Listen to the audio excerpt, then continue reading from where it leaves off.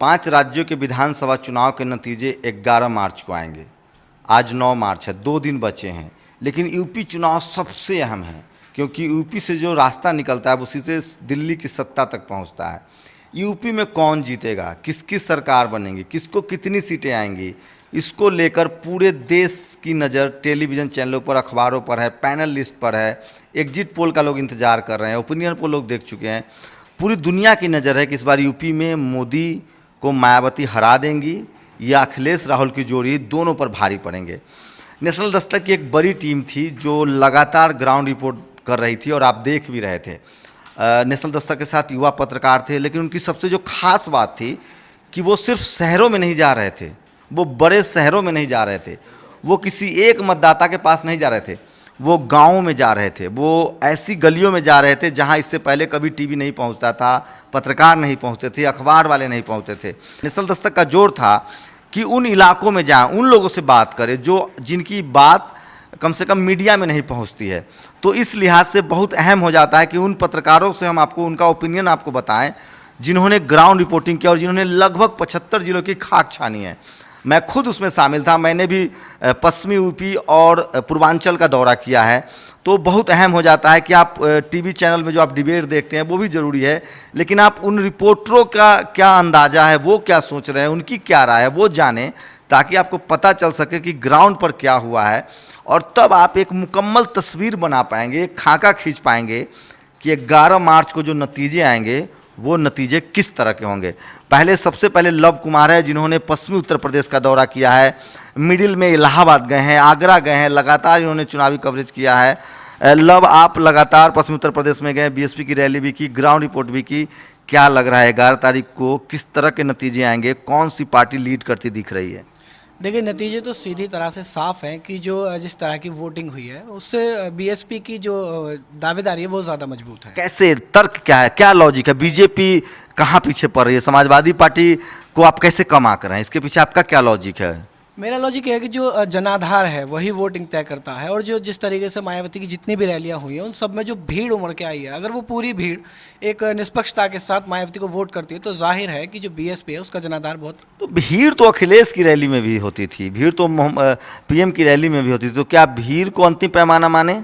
नहीं, भीड़ अंतिम पैमाना नहीं हो सकती है, लेकिन जो वोटिंग हुई है, ज़्यादातर हमने जिन मतदाताओं से बात की जब हम गए थे ग्राउंड रिपोर्टिंग के दौरान, ये बहुत अहम है। ग्राउंड रिपोर्टिंग पर, ग्राउंड रिपोर्टिंग से आप क्या अंदाजा लगाते हैं, वहाँ आपको क्या पता चल रहा था? हमें पूरी तरह से यही सुनने को मिला कि सब लोग एक अच्छी सरकार देखना चाहते हैं, सुशासन देखना चाहते हैं, और जो अभी मौजूदा सरकार है वो उससे तंग है। तो वोटिंग भी इसलिए सबसे ज़्यादा की गई है क्योंकि वो एक बदलाव चाहते हैं। और तो क्या जो अखिलेश की सरकार थी उसके प्रति लोगों में नाराजगी थी? बहुत ज़्यादा नाराजगी हमने देखी है, कई जगहों पर हमें रिपोर्टिंग करने तक से रोका गया क्योंकि पीएम को भी 2.5 साल, 3 साल हो गए, उनके प्रति क्या नजरिया था? क्योंकि पूरा यूपी चुनाव जो बीजेपी लड़ रही है वो मोदी के नाम पे लड़ रही है। ये हो सकता था कि जो चुनाव है वो मोदी जी के फैसले में फेवर में आ सकता था, लेकिन जो नोटबंदी हुई उससे लोगों में बहुत ज़्यादा आक्रोश था। एक जो अहम सवाल मेरे मन में मरता है कि जिस तरह से मीडिया ने बीएसपी को एकदम बैकआउट किया, अखबारों ने बैकआउट किया, मायावती की रैली में मैंने भी भीड़ देखी है, तो क्या लग रहा है जो मायावती के सपोर्टर्स हैं, जो वोकल नहीं है, जो साइलेंट सपोर्टर्स हैं, वो भी चाहते हैं कि इस बार बढ़ चढ़ के मायावती को वोट करे ताकि जो मीडिया को कम से कम हराया जा सके, क्योंकि मीडिया लगातार ओपिनियन पोल दे रही थी, उसमें बीएसपी गैप था। तो क्या एक गुस्सा भी था मायावती के सपोर्टरों में? गुस्सा तो नहीं था, लेकिन एक चीज़ मैं आपको ज़रूर बताना चाहूँगा। हमने जो खास बात देखी, जो साइलेंट वोटर था वो इलाहाबाद में था, वो खुलकर नहीं कह पा रहा था, लेकिन हाँ, अगर हम उनसे कैमरे से हट के बात करते थे तो वो कहते थे कि हमें मायावती का ही शासन देखना है।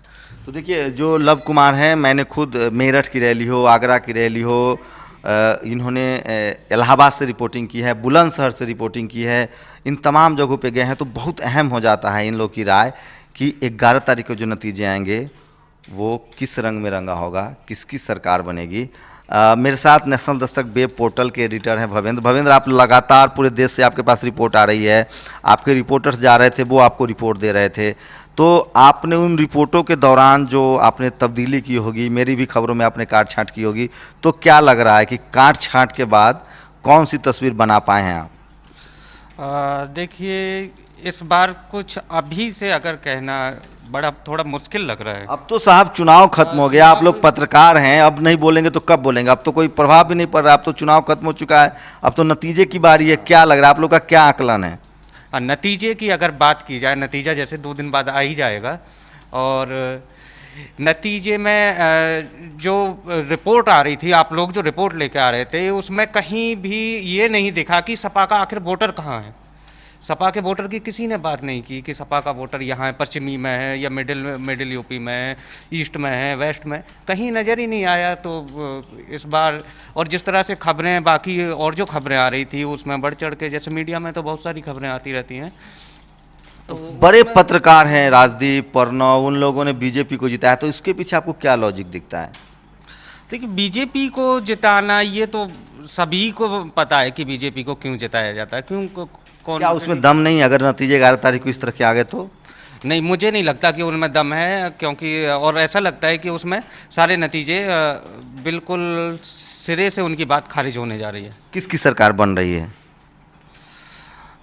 सरकार अगर की जाए, अगर तो बीएसपी का पलड़ा भारी नज़र आता है। देखिए, ये चूंकि मीडिया ने जिस तरह से ओपिनियन पोल दिया और मीडिया के ओपिनियन पोल जिस तरह से गलत साबित हुए हैं, नेशनल दस्तक के जो पत्रकार होते हैं उनकी अपनी क्रेडिबिलिटी उनके लिए बहुत अहम है, इसलिए वो बिल्कुल नपा तुला बोलना चाहते हैं ताकि 11 तारीख को जो नतीजे आए उनसे उनका जो उनकी जो बात है वो मैच करे, इसलिए बहुत सोच संभल के बोलते हैं, वो रिस्क नहीं ले रहे हैं। अंकित है मेरे साथ, अंकित ने भी लगातार रिपोर्टिंग की है, ग्राउंड रिपोर्टिंग की है, रैलियां देखी हैं। अंकित, क्या लगता है यूपी के जनता का क्या मूड आप लोगों ने पढ़ा? जितना हम लोगों ने ग्राउंड रिपोर्ट देखा, वहाँ पे सपा के वोटर्स कहीं नहीं दिख रहे थे, हर जगह बस यही दिख रही थी, वो इनकम्बेंसी दिख रही थी, 5 साल की इनकम्बेंसी दिख रही थी। कैसे वहाँ पे लोग उस गुंडा राज से परेशान थे, लोग चाहते थे कि एक ऐसी व्यवस्था हो जिससे कानून व्यवस्था यहाँ राज्य की अच्छी हो जाए। बीजेपी की अगर हम बात करें तो जो सिर्फ एक वो मुद्दा लेके चलते हैं, हिंदुत्व का एजेंडा लेके चलते हैं, उसकी वजह से कुछ जगहों पर तो उनको फ़ायदा हो सकता है, लेकिन जो जनता है वो यूपी की समझदार है। अगर हम वो देखा गया पूरे रैलियों में मोदी के देखा गया कि जब वो भाषण देते थे तो कब्रिस्तान, शमशान, इन सब की बात होती थी, लेकिन इसका असर लग रहा है कि कब्रिस्तान, शमशान, गाय, लफ्ज़त का असर हुआ है? बिल्कुल इसका असर हुआ है। लोग इतने बेवकूफ़ नहीं है, वो असर हुआ है मतलब पॉजिटिव असर हुआ है, नेगेटिव असर हुआ है। वो चाहते थे कि यहाँ पे बेरोजगारी की बात हो, अगर देश में बेरोजगारी बढ़ी है तो इस पे बात हो, रोजगार पैदा करने के कैसे पैदा होंगे इस पे बात हो, जब जो किसानों की हालत है अभी वहाँ पे इस पे बात हो, लेकिन इन सब चीज़ों को हटा दिया गया। नोटबंदी की भी बात नहीं हुई, नोटबंदी अगर सक्सेसफुल था तो युवाओं से भी बात की थी, उन लोगों का क्या प्रतिक्रिया थी? वो किस तरह से सोच रहे थे? क्या रोजगार उनके लिए मुद्दा था, नोटबंदी मुद्दा था, मोदी की सरकार मुद्दा था, अखिलेश की सरकार मुद्दा था, या जो हाई परसेंटेज है उसे क्या एंटी इनकम्बेंसी देखते हैं? इनकम्बेंसी तो दिख रही थी। और जो युवा वोटर थे जो पहली बार वोटिंग करने जा रहे थे, उनके मन में एक ही सवाल था कि जो भी सरकार आ रही है वो रोजगार के बारे में बात क्यों नहीं कर रही है। वो मतलब पिछली सरकार को शायद उन्होंने देखा नहीं, जो पहली बार, तो वो चाहते थे कि एक ऐसी सरकार, क्योंकि वो बीजेपी को देख रहे हैं, केंद्र में देख रहे हैं क्या हालत है, देश की स्थिति क्या है, कैसे झूठ बोले जा रही है, सारी चीज़ें वो देख रहे हैं। और वो यूपी में अखिलेश की सरकार लगभग वो देख चुके थे। अब वो चाहते हैं कोई एक ऐसी सरकार है जो उनके लिए बात करे। बीएसपी को मीडिया ने जो बायकॉट किया, चाहे जिस तरह से नहीं दिखाया, क्या उसका बीएसपी को कुछ नुकसान हो सकता है? नुकसान मेन स्ट्रीम मीडिया हमेशा से नहीं दिखाती रही है, इसका नुकसान तो कहीं ना कहीं होता है, लेकिन वहाँ के लोग जो जगह पे देख रहे थे, ज़मीन पे जो उनको दिख रहा था, वो उससे बहुत दुखी थे। वहाँ की शासन व्यवस्था तो बहुत दुखी थी, इसलिए हो सकता है कि मीडिया ने जिस तरह से बीएसपी को बॉयकॉट किया है, उसके समर्थकों में जो गुस्सा था, तो हो सकता है कि उसका उसे अच्छा लाभ मिले और जमकर वोटिंग हो सकता है उसके समर्थक हम आप पत्रकारों को गलत साबित करने के लिए जमकर वोटिंग करें। मेरे साथ शाहू हैं, वो भी नेशनल दस्तक की टीम में हैं और उन्होंने लगातार पूरे देश की रिपोर्टिंग देखी है और रिपोर्ट्स लगाते रहे। क्या लग रहा है आपको यूपी में किस तरह का नज़ारा बन रहा है? 2 दिन बचे हैं, किनको खुश होना चाहिए और किनको दुखी?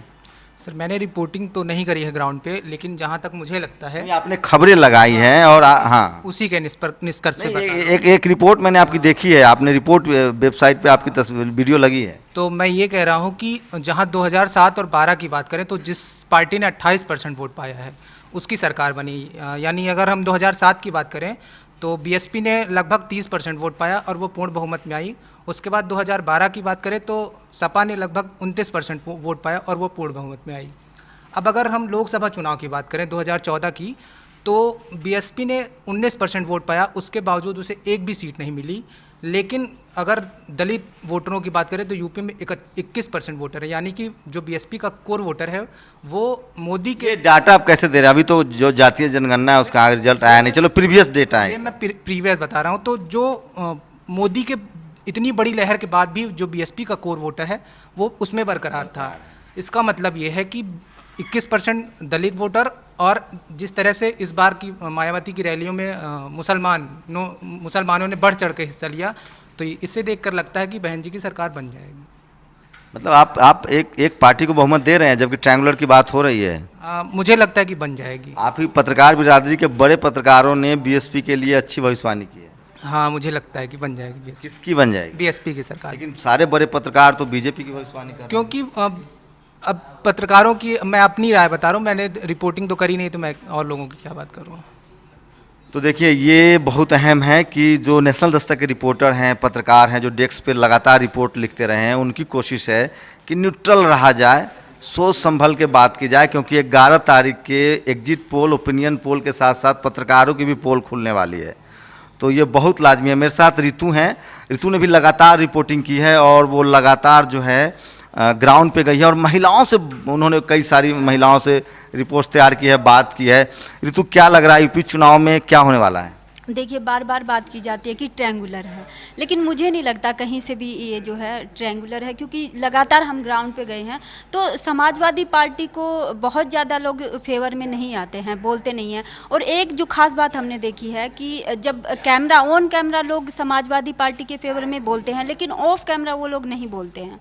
और जिस तरह से बीजेपी की बात करें तो जैसे पीएम मोदी ने आरक्षण के जाति के ऊपर बयान दिया, उससे और जो आरक्षण जो एक वर्ग ले रहा है, शायद मुझे लगता है कि उसको इस बात को ध्यान में रख के वो वोट किया है। महिलाओं का क्या ओपिनियन था? उनके लिए सुरक्षा कितना बड़ा मुद्दा था? और जो मायावती की यूएसपी है कि उनके राज्य में कहा जाता है कि महिलाएं सुरक्षित थी, कानून व्यवस्था ठीक था, क्या उसका फ़ायदा बीएसपी को मिलता दिख रहा है? महिलाओं की देखिए, ये खास बात है कि बीएसपी की रैलियों में सिर्फ सभी तरह की महिलाएं बहुत ज़्यादा जाती हैं, और ख़ास बात है मुस्लिम महिलाएं काफ़ी संख्या में बीएसपी की रैलियों में गई, हमने देखा, उनसे बात भी की है और उन्होंने खुद ये बात मानी है कि जो मुस्लिम समाज के लिए है, मुस्लिम समाज के लिए बीएसपी से बेहतर शायद कोई सरकार अभी तक रही नहीं है कि उनका। क्या लगता है 11 मार्च को जो नतीजे आएंगे वो किसके पक्ष में होंगे? अगर आपका ओपिनियन क्या है?